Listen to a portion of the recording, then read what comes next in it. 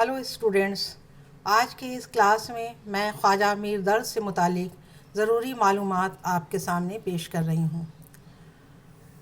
خواجہ میر درد کا نام سامنے آتے ہی ہمارے ذہن میں ایک ایسی شخصیت ابھر کر آتی ہے جس کے اندر تقدس، پاکیزگی، وقار اور سنجیدگی ہو۔ ایک ایسی شخصیت جن کے اندر توکل، صبر اور ضبط اور زندگی کا حوصلہ ہو۔ تو سب سے پہلے میں ان کی پیدائش سے متعلق یا ان کے آباء و اجداد سے متعلق آپ کو جانکاری دوں۔ خواجہ میر درد کا پورا نام سید خواجہ میر اور تخلص درد تھا۔ دہلی اسکول میں کے 3 معزز شاعروں میں سے ایک درد ہیں۔ اس کے علاوہ میر تقی میر اور محمد فصیح سودائی ہیں، جنہیں ہم کلاسیکل اردو غزل کے میں شمار کرتے ہیں، تسلیم کیا جاتا ہے، بلکہ ان کو کلاسیکل اردو غزل کا ستون تسلیم کیا جاتا ہے۔ خواجہ میر درد کی پیدائش 1720 عیسوی میں دہلی میں ہوئی تھی، اور ان کے والد کا نام خواجہ محمد ناصر اور تخلص عندلیب تھا، جو فارسی کے بہترین شاعر گزرے ہیں۔ آپ نے سنا ہوگا فارسی کے ایک مشہور شاعر کا نام عندلیب ہے، اور ایک بہت بہترین شاعر تھے فارسی کے۔ مانا جاتا ہے کہ ان کے آباء و اجداد بخارا سے ہجرت کر کے دہلی آئے تھے اور دہلی میں مقیم ہو گئے تھے۔ درد کی مکمل دینی تعلیم ان کے والد کے نگرانی میں ان کے گھر پر ہوئی تھی۔ انہوں نے عربی اور فارسی اور اردو زبانیں سیکھی تھیں۔ البتہ انہیں کم عمری میں ہی موسیقی سے بھی الفت ہو گئی تھی۔ اس کی وجہ یہ تھی کہ ان کے گھر میں گیت کاروں اور قوالوں کا تانتا بنا رہتا تھا۔ ان کے والد کی وجہ سے ان کے گھر میں گیت کاروں اور قوالوں کا تانتا بنا رہتا تھا۔ آغاز جوانی میں انہوں نے سپاہی کا پیشہ اختیار کیا، پھر والد صاحب کے انتقال کے بعد انہوں نے دنیا کو ترک کر دیا، دنیا داری ترک کر دیا اور وہ سجادہ نشین ہو گئے۔ درد نے ان کے ہاں، چونکہ وہ ایک صوفی شاعر تھے، صوفی شاعر مانے جاتے تھے، لیکن ان کی جو شاعری میں تصوف تھا، جو صوفیانہ پن تھا، انہیں یہ میراث میں ملی تھی، چونکہ ان کے والد صاحب بھی ایک صوفی انسان تھے، اس لیے یہ جو صوفیانہ رنگ تھا ان کو میراث میں ملی تھی۔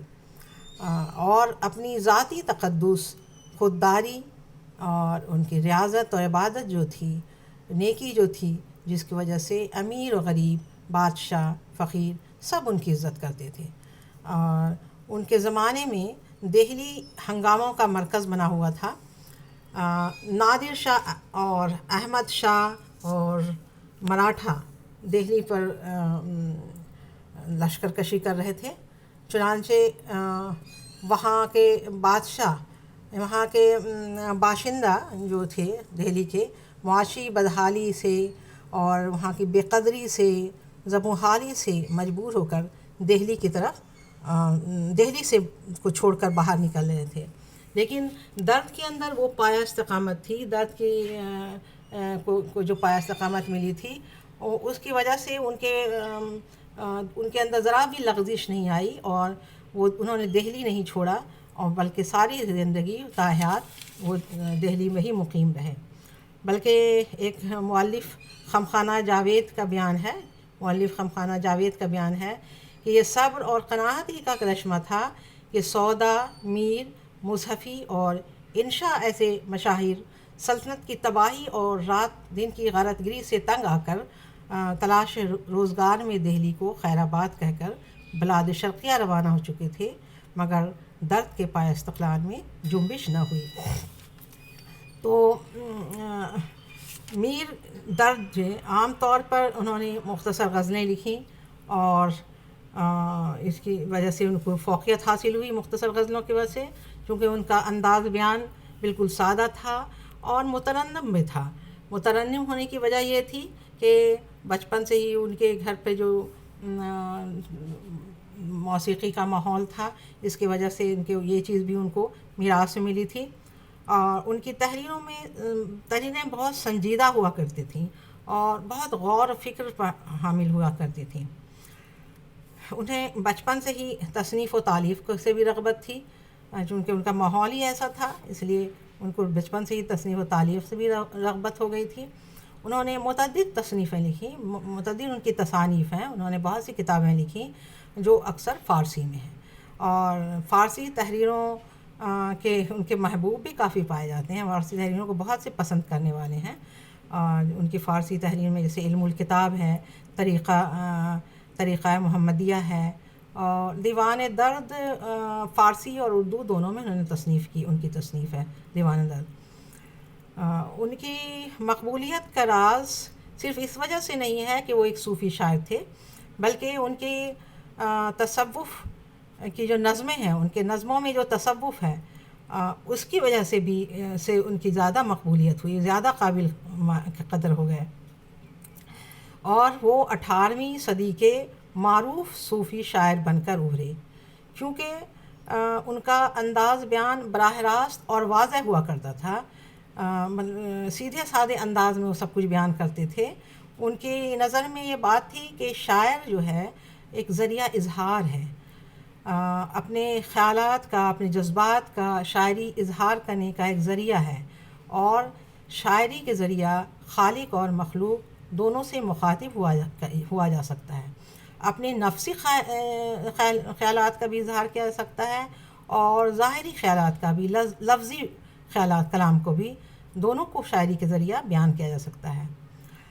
ان کا عقیدہ بھی تھا کہ شاعر ظاہری اور باطنی کیفیت کو، گفت و شنیعت کو بہتر طریقے سے بیان کر سکتا ہے شاعری کے ذریعہ۔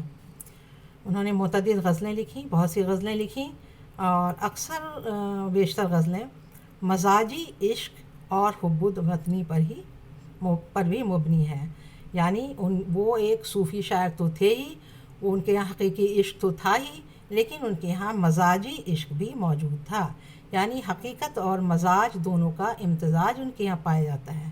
حقیقی عشق اور مزاجی عشق، یعنی حقیقی عشق ہم اس عشق کو کہتے ہیں جس میں خدا تعالیٰ سے عشق ہو، اور مزاجی عشق اسے کہتے ہیں جس میں دنیاوی عشق ہو، اس کو مزاجی عشق کہتے ہیں۔ تو ان کے یہاں ہمیں دونوں کا امتزاج ملتا ہے، اور خاص طور پر ان کی شاعری تو ان کی شخصیت جو ہے ان کی شاعری کے ذریعہ ابھرتی ہے، اور ان کی شخصیت ان کے عہد کی زوال آمادہ تہذیب اور سیاست کی آئینہ داری کرتا ہے، اور ساتھ ہی ساتھ ان کے خاندان اور خانگی ماحول کی پاکیزگی اور ان کی وراثتی تقدس کو بھی دکھاتا ہے، یعنی وراثت میں انہوں نے جو کچھ تقدس پایا تھا، ان کا خانگی ماحول جس قدر پاکیزہ تھا، وہ سب کچھ بھی ہمیں ان کی شاعری کے ذریعہ دکھائی دیتی ہے۔ بلکہ ان کی معصوم شخصیت کا جلوہ ہمیں ان کی شاعری میں دکھائی دیتا ہے۔ ان کے کچھ اشعار اس طرح ہیں: ہم نشیں پوچھنا اس شوق کی خوبی مجھ سے، کیا کہوں تجھ سے غرض جی کو میرے بھایا، ہر گھڑی کان میں وہ کہتا ہے کوئی اس بات سے آگاہ نہ ہو، میں سامنے سے جو مسکرایا ہونٹ اس کا بھی ہل گیا۔ یہ ایسے اشعار ہیں جن میں حقیقت اور مزاج دونوں کا امتزاج پایا جاتا ہے، دونوں باتیں ہمیں دکھائی دیتی ہیں۔ ایک صوفی، صافی اور خانقاہی انسان ہونے کے باوجود، چونکہ ان کے یہاں مجازی محبت بھی پوری آب و تاب اور پوری حرارت اور تمام تقاضوں کے ساتھ موجود ہے، اس لیے ان کے یہاں ایسے اشعار بھی ملتے ہیں۔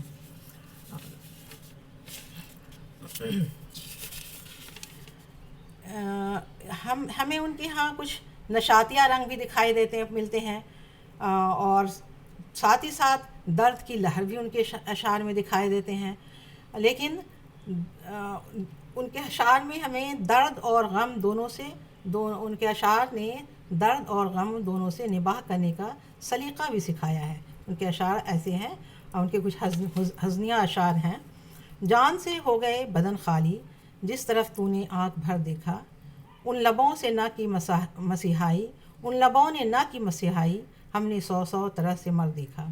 اندازہ وہی سمجھے میرے دل کی آہ کا، زخمی ہو چکا ہو کسی کے نگاہ کا۔ اذیت مصیبت ملامت بلائیں، تیرے عشق میں ہم نے کیا کیا نہ دیکھا۔ تو یہ ایسے اشعار ہیں جن میں درد اور غم کا مجموعہ ہے، لیکن اس درد سے نباہ کرنے کا سلیقہ بھی ہے، اور ان کی شاعری کا محور محبت ہے، لیکن یہ محبت صرف دنیاوی محبت نہیں ہے بلکہ عشق حقیقی بھی ہے، ساتھ ساتھ عشق مجازی بھی ہے۔ ان کے جو اشعار ہیں ایسے ہیں جو دل کو چھو لینے والی کیفیت اس کے یہاں ہے۔